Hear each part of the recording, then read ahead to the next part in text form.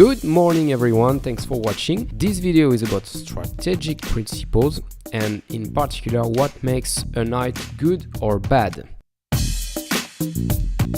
I encourage you to check out my app on the App Store, Chess Trainer, you can download it.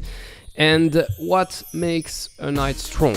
Generic principles: knights are stronger when lines are closed, as opposed to bishops for instance. Knights are stronger also when they are placed on key squares. And what is a key square? It is a centric square or near the opposing king. And finally, knights are usually poorly placed when they are on the rim of the board. And there is a saying, a knight on the rim is dim. Now that you know the principles, we can put them into action. This position is a typical endgame position occurring when almost all the pieces have been early exchanged. As you already know, bishops are strong in this kind of positions because they can target both wings at the same time. And this is not the case for the knight here. You can attack pawns, you can play knight to g5, but first, the black king already protects those squares. It's on g8, so it protects f7 and h7.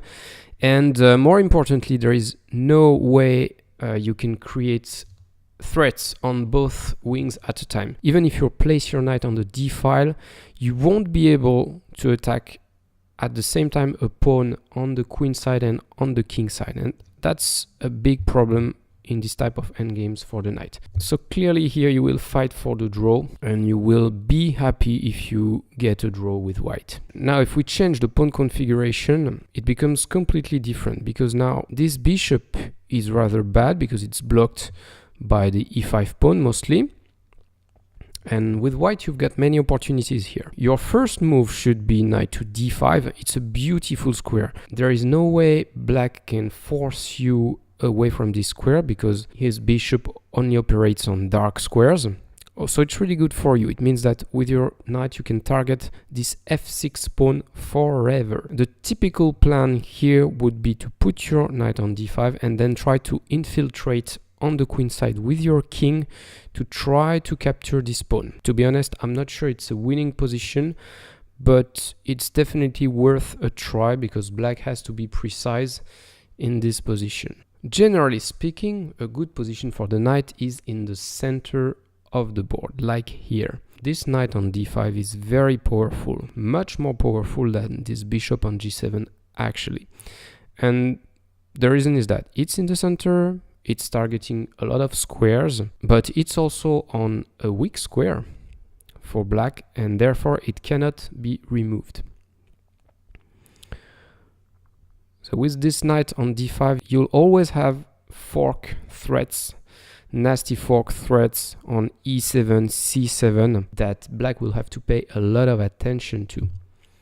And this is a big asset for white. Another interesting feature of the knight is that it is a great attacking piece, especially in the middle game and especially in conjunction with the queen. So when it is near the opposing king, when it is on f5 or g5 or f4 and g4 for black, it very often gets dangerous. And there is an example showing this. Clearly in this diagram, you can see that your position looks good with this knight on f5, but it's not so easy to see how to actually win this position.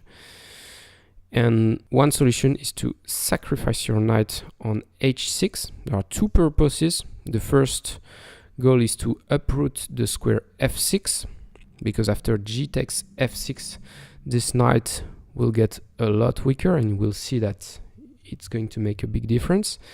And the second is to clear the f5 square for the pawn.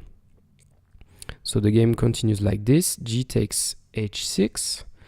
Now f5, a fork on the rook and the knight. Rook to e7, saves the rook, but this is not enough here clearly.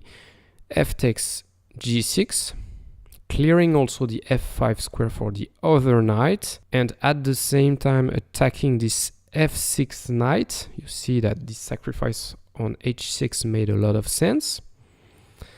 Knight to d7 for black, which is out of good moves unfortunately, and knight to f5, the second knight comes into play. And this is really a crushing position. This f5 knight is really powerful, attacking the rook and controlling a lot of important squares. Clearly black will soon resign in this position. We have seen many examples with a strong knight. The next few positions will show a weak knight, and it's particularly true when the knight is on the rim or even worse on a corner. First example, this knight on a6, not so good, too far from the center. It cannot go to b4, c5 or c7 at the moment. In the next few moves, black should clearly find a way to activate this knight, and an obvious way of doing this is to push c5. It's very good because if white captures on c5, the black knight can jump on c5 and be much more active. And to finish this review, let's have a look to a case where the knight is surprisingly helpless against a pawn. This is an endgame case, and this is a case of a knight against a rook pawn, and it's black's turn to play, and you will see that surprisingly, even if that pawn is very far from the promotion square, with the push h3, black proves that this knight can't do anything against the promotion. White can try anything, but the next two moves will be h2 and h1 queen. And of course, it's completely winning for black. Now, time for a few quizzes. I know you're waiting for this session a lot. Do you think white's knight on e5 is a strength or a weakness?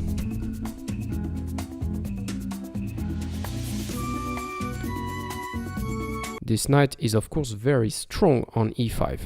It's very strong because it's targeting some important squares such as d7, a lot of forks that black has to pay attention to, but also there are some discovered attacks in the air. For instance, knight takes g4 with a discovered attack on the rook. Therefore here position favors white.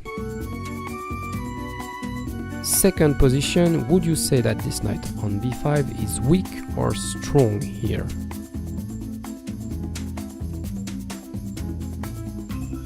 Again, it is strong for the very good reason that it can jump on several important squares. I didn't precise if it's white's turn to play, but it doesn't really matter.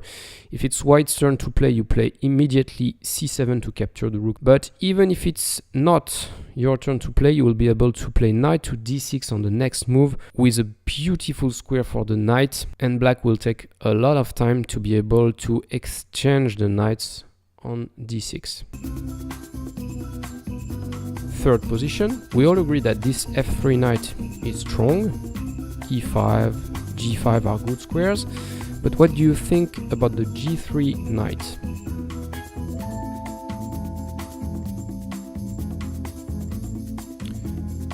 At the moment, this knight is weak because it cannot go to e4, it cannot go to f5 or h5 that are all controlled by black. There will never be a breakthrough in the center, at least short term.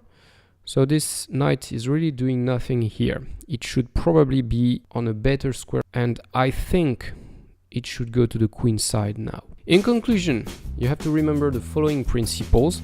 Knights are stronger when lines are closed, as opposed to bishops, for instance.